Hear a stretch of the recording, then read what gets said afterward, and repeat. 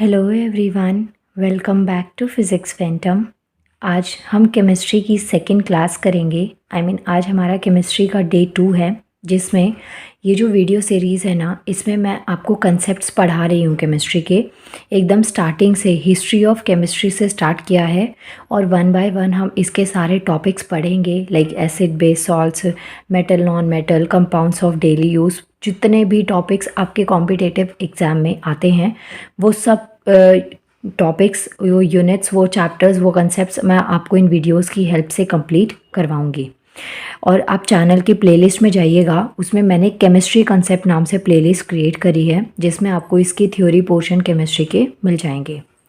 आज हमारा डे 2 है, जिसमें मैं आपको सन में जो 2 टाइप की रिएक्शंस होती हैं वो पढ़ाऊँगी। देखिए, सबसे पहली चीज़, ये सन है, यहाँ पे 2 तरीके के एलिमेंट्स हैं, 2 गैसेस हैं, एक है हाइड्रोजन और एक है हीलियम। यहाँ पे हमारे पास में 2 तरीके की अभिक्रिया रिएक्शन होती हैं। फर्स्ट है न्यूक्लियर फ्यूजन, जिसे नाभिकीय संलयन कहते हैं, और दूसरा है न्यूक्लियर फिजन, जिसे नाभिकीय विखंडन कहते हैं। फ्यूजन का मतलब होता है जब कॉम्बिनेशन होता है, जैसे जो हाइड्रोजन एटम्स है ना, ये आपस में जुड़ के क्या बना रहे हैं, हीलियम बना रहे हैं।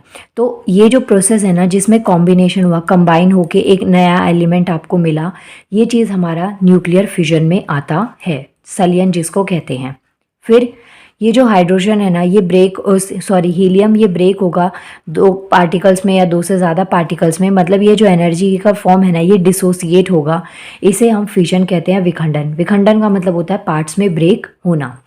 अब देखिए, जो ब्रेक डाउन ऑफ हीलियम होता है उसे हम न्यूक्लियर फिजन कहते हैं। अब हमारे पास इस सन में आपने 2 प्रोसेस देखे, जिसमें फर्स्ट क्या था कि कंबाइन होके हीलियम बना, और एक सेकंड पार्ट था जिसमें हीलियम का डिसोसिएशन हुआ, पार्ट्स में ये ब्रेक हुआ। तो जब ये ब्रेकेज होती है ना, तो उस टाइम पे जो एनर्जी होती है वो कम रिलीज होती है, और ये जो टाइम होता है जिसमें कॉम्बिनेशन हुआ, उस टाइम पे एनर्जी जो है वो बहुत ज़्यादा अमाउंट में रिलीज होती है। ये हो गया आपका कंसेप्ट। आपसे क्वेश्चन कैसे पूछा जा सकता है, which reaction in sun is to produce energy, मतलब is responsible to produce energy. Sun में, सूर्य में ऐसी कौन सी रिएक्शन होती है जो कि एनर्जी को प्रोड्यूस करने के लिए यूज़फुल होती है, इम्पॉर्टेंट होती है।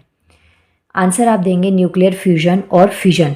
न्यूक्लियर फ्यूजन और फिजन जो दोनों टाइप की रिएक्शन है वो सन में टेक प्लेस करती है एनर्जी प्रोड्यूस करने के लिए, मतलब कि नाभिकीय संलयन भी और नाभिकीय विखंडन भी यहाँ पे होता है।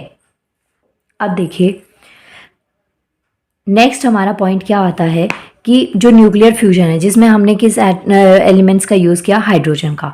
तो अब यहाँ से आप कनेक्ट करके याद रख सकते हैं कि जो हाइड्रोजन बॉम्ब है ना, ये इनका जो डिस्कवर किया गया था वो थे एडवर्ड टेलर। और एटॉमिक बॉम्ब का पूछा जाए तो वो भी आपको नाम याद होना चाहिए। जो साइंटिस्ट होते हैं ना बॉम्ब से रिलेटेड या इंपॉर्टेंट डिस्कवरीज, इन्वेंशन से रिलेटेड, वो आपके एग्जाम में कई बार रिपीट होते हैं, 1 डे एग्जाम में। तो ये चीज़ आपको याद रखना है। नेक्स्ट पॉइंट यहाँ पे आपको दे रखा है कि जो हमारे सन से एनर्जी जनरेट होती है वो कभी भी ना इक्वल नहीं होती, कभी कभार वो ज़्यादा होती है, कई बार वो कम होती है। तो ये जो चीज़ें हैं ना, एनर्जी का कम या ज़्यादा होना, ये पूरी तरीके से फ्यूजन और फिजन इन 2 प्रोसेसेस के ऊपर डिपेंड करता है। ये आपको याद रखना है। नेक्स्ट हमारा एक छोटा सा कंसेप्ट आता है इसी के अंदर।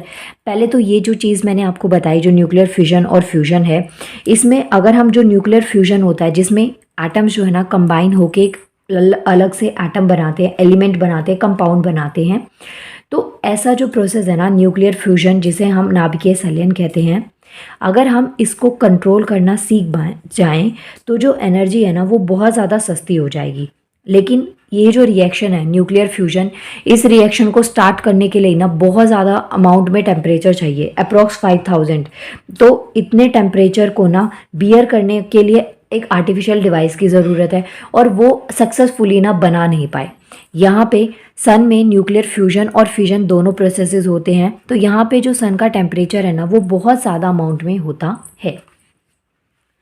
नेक्स्ट देखिए, जो एटम बॉम्ब है ना, वो उसका यूज़ अभी तक 2 जगह पे हुआ, एक था हिरोशिमा और एक नागासाकी। ये आपको याद होने चाहिए। ये ईयर आपको दे रखा है 1945, दोनों का याद है। इसमें आपसे क्वेश्चन क्या पूछा जाता है कि ये जो बॉम्ब ब्लास्ट हुआ था यहाँ पे अटैक के टाइम पे जो फ्यूल यूज़ हुआ था वो आपसे क्वेश्चन पूछा जाता है केमिस्ट्री में। तो यहाँ पे हिरोशिमा वाले कंसेप्ट में आपको फ्यूल याद रखना है, वो था यूरेनियम, और नागासाकी में आपको याद रखना है प्लूटोनियम। प्लूटोनियम को PU से डिनोट करते हैं और ये एक मैन मेड जो यूरेनियम से ही बनाया गया था और ये एक मैन मेड एलिमेंट था। नेक्स्ट कंसेप्ट आता है जो हमारा सन है उसके ऊपर जो ब्लैक स्पॉट होता है सन के ऊपर, वो किसकी वजह से होता है। तो ब्लैक स्पॉट जो सन पे पाया जाता है वो कार्बन की वजह से होता है। ये कार्बन की यहाँ पे रिएक्शन है।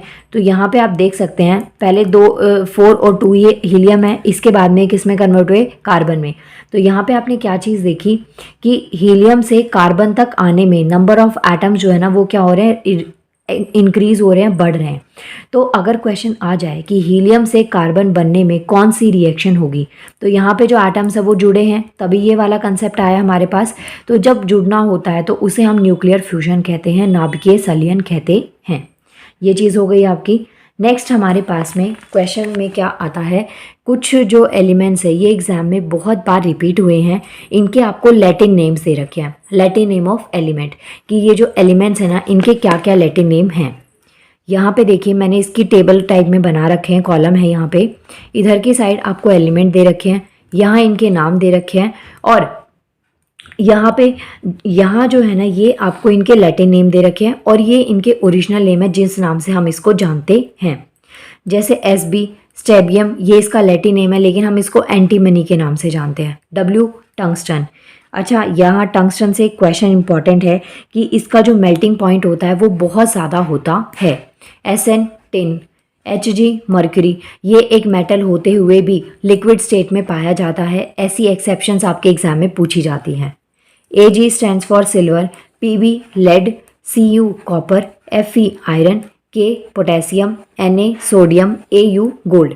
तो ये कुछ आपके लैटिन नेम्स थे जो आपके एग्जाम में आपसे पूछे जाते हैं। देखिए अभी ये हमारा डे 2 था जिसमें मैंने आपको ये बेसिक कंसेप्ट पढ़ाए।